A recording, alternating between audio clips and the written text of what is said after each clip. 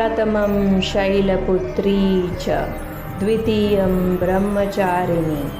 तृतीयं चन्द्रघण्टेति कूष्माण्डेति चतुर्थकं पञ्चमं स्कन्दमातेति षष्ठं कात्यायनीति सप्तमं कालरात्रीति महागौरीति चाष्टमं नवमं सिद्धिदात्रीति नवदुर्गा प्रतिष्ठितः